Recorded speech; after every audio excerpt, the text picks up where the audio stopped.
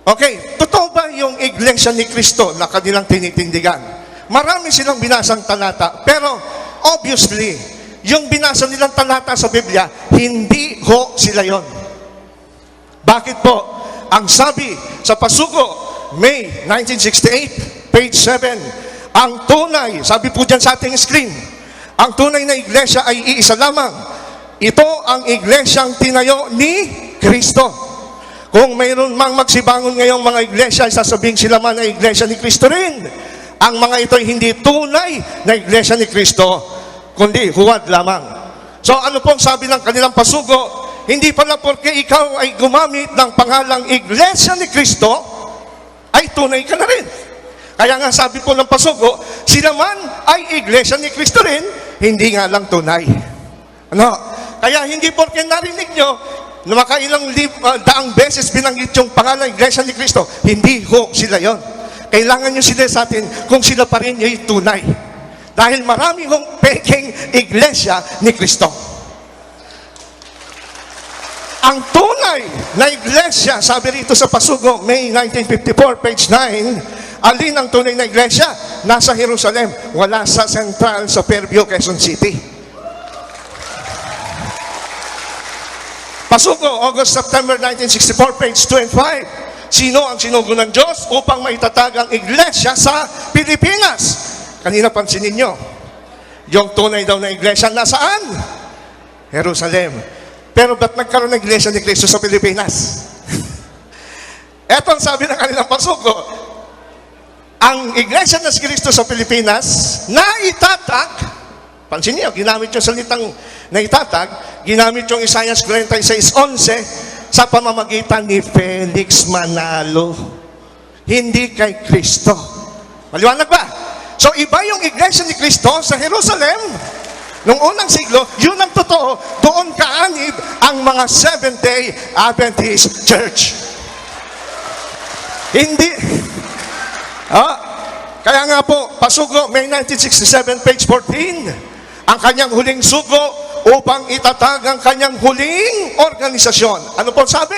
Itatag ang huling organisasyon. Nino? At pinamamahalaan ni Felix Manalo. So, iba ho yung iglesia ni Kristo ni Felix Manalo, iba yung iglesia ni Kristo nasa Biblia. Gusto kong liwanagin nyo, hindi porke magkapangalan, magkatunog, sila na yon. Hindi porke nakakita kayo sa divisorya ng Levi's na tatak ng patalon, original na yon. No? July 1955, Pasugo, iyon ang iglesia ni Kristo na dapat pasukan ng lahat ng tao at ang tanging sugoy, si kapatid na Felix Manalo. Kaya yung mga iglesia dito ni Kristo ngayon, ang sugo nyo si Manalo, hindi si Kristo. Ano pang sabi rito? Pasugo, 1971, page 10. Do we claim membership in the first century of Christ? Tayo ba'y nag-aangkin na tayo'y membro? Yung mga iglesia ni Kristo ay membro ng unang siglong iglesia ni Kristo? No! Neither do we ask you to do that. Kaya mga kaibigan, iglesia ni Kristo, dito, hindi ho pala kayo kaanib doon sa unang siglong iglesia ni Kristong original sa Jerusalem. Kaanib kayo sa iglesia ni Kristo ni Felix Manalo dito sa Pilipinas noong 1914. Anong sabi ng Pasugo? July 1952, page 4. Kung ang pagbabatingan ng pag-uusap ay ang nagtatag, sino nagtatag? Felix Manalo. Dapat na siya ang may-ari ng itinatag. Kaya po yung iglesia ni Kristo na pinag-aanyaya sa inyo nila, wag ho kayong umanib doon. Ang may-ari niyan, si Felix Manalo. Hindi si Kristo. Kaya sabi sa Pasugo, August, September 1964, page 5, kailan? Na ipatala sa pamahalaan o narehistro sa Iglesia Last 5 minutes po. Sa Pilipinas. Kailan daw? July 27, 1914 yan, di 2014. Tunay nga ba na sinabi na sa rehistro na si kapatid na Felix Manalo ang nagtatag ng Iglesia ni Kristo? Tunay. So, mga kapatid, buksan natin ng konti ang ating puso at isipan. Hindi ho tunay na Iglesia ni Kristo ang inaniban nyo. Okay? Kaya nga sa Securities and Exchange Commission nila, the founders of this association. Number 1, Felix Manalo. Hindi si Kristo. Binanatan nila si Ellen White. Si Ellen White daw ay founder ng Adventist Church. Tama, founder si Ellen White, hindi nung church ni Kristo, kundi yung local churches na kagaya ni Pablo sa Unang Korinto 3:10 hanggang 11. Si Pablo, sabi niya, inilagay ko ang pundasyon o yung aral si Kristo tulad ng mahusay na tagapagtayo. Si Pablo pala yung nagtayo. Anong tinayo niya? Tinatayo ko yung gusali. Local church. Pero hindi niya nagtayo ng aral. Sapagkat sabi rito, wala nang ibang pundasyon kundi si Kristo. Kaya kung sabihin mo man na hindi ikaw ang nagtayo ng iglesia mo, pero yung pundasyon mo, yung aral mo, yung Kristong bulaan, Kristong tao lang, peking iglesia yan. Eh yung Ellen White contradiction. Sabi ni Ellen White, inabot ni Satanas. Binasa sa Bible, pumitas. Ang problema, yung Bible Tagalog, mistranslation.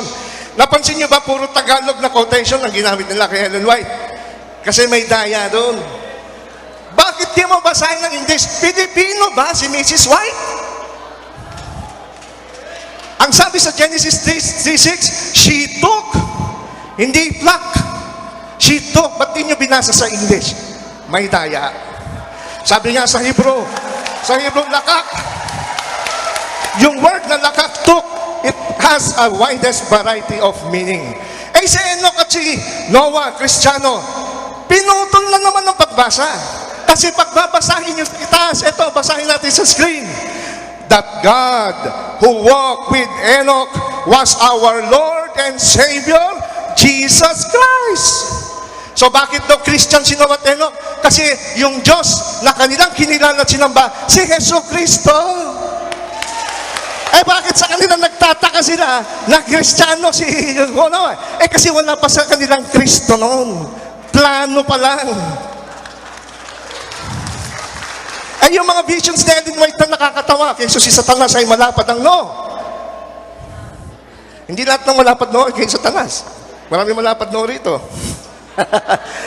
Ito ang problema. Ikalawang Kronika 9:29. Marami pong sinulat ang mga propeta noon sa panahon ng Old Testament, hindi na isulat sa Bible. Kagaya po ni panguhulan ni Ahiyas, pangitain ni Ido, kung nabuhay lang siguro. Itong ating mga kaibigan ministro sa panahon na ito, sasabihin nila, yung pangitain ni Ido, pagtatawanan nila yan kasi hindi nakasulat sa Biblia. Pero ang sabi sa Biblia, ito'y tunay na pangitain kahit hindi nakasulat sa Biblia. Last 2 minutes. Yan pa ngayon nagpapatunay na propetisa si Ellen White. Eh yung Far East, Pilipinas, Malang Silangat, lumang tugtugin na yan. Hindi ho kayo nag-upgrade. Kita niyo yung binabasa nilang libro para patunayan ng Pilipinas ay Far East. Lumang libro na eh.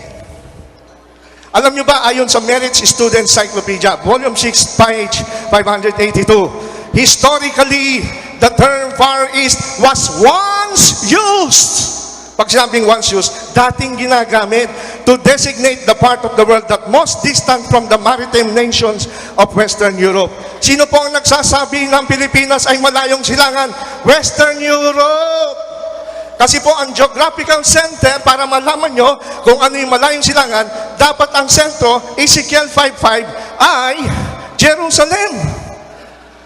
Sabi ng Ezekiel 5:5, ganito ang sabi ng Panginoon Diyos, ito ay Jerusalem.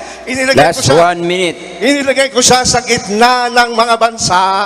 Kaya pagka ang geographical location nyo ay Jerusalem, kagaya ni Isaiah, Hudyo siya, pag tinignan mo lang silangan, walang Pilipinas. Sino nagsabi na ang Far East ay Pilipinas? Ang nagsabi hindi Biblia. Western connotation, sabi ng History of Asian Nations, by Saide, page 3. The term Far East is of Western connotation, coined by Western geographers, hindi Biblia. So ang sentro nila, Last Western 20 Europe, seconds. magiging Pilipinas nga ang balayang silangan kung Western Europe. Hindi pa rin kay Bible, ang nasa Bible, Jerusalem. Last 10 seconds. Well, kaya ang Pilipinas tinatawag na Southeast Asia. Kasama ho tayo sa Last 3 seconds. last 3 seconds na. 1 Kaya yung second. Time. Sabi doon sa Time is up. Smith's Bible